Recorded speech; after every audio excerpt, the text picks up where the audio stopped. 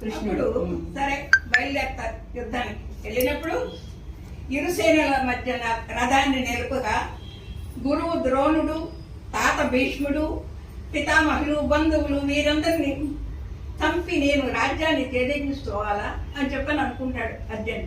ఏమంటాడంటే నాకు ఈ రాజ్యం వద్దు, ఏమొద్దు, నాకు యుద్ధం వద్దు, నేను చెయ్యను అని చెప్పని అంటాడు. అప్పుడు తాన్ సమీక్ష కౌంతేయ సర్వాన్ బంధూనవస్థితాన్ కృపయా పరయా విష్ణో విషీదన్నిదమబ్రవీత్.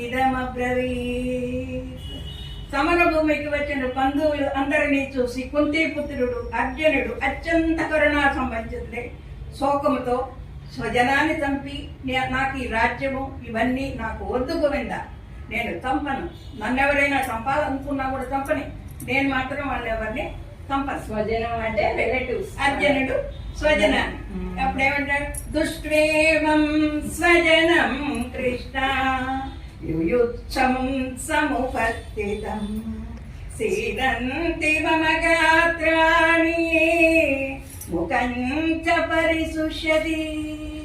నా గాంధీ గురు చేయిదారి కూర్చున్నది. అర్జునుడికి ఇంకా వణుకు, చేతులు కాళ్ళు వణుకుతున్నాయి వాళ్ళందరినీ చంపటం అని అంటే వాడికి ఇష్టం లేదన్నమాట. ఓకే, అపశక్నములు కూడా కలుగుతుంది.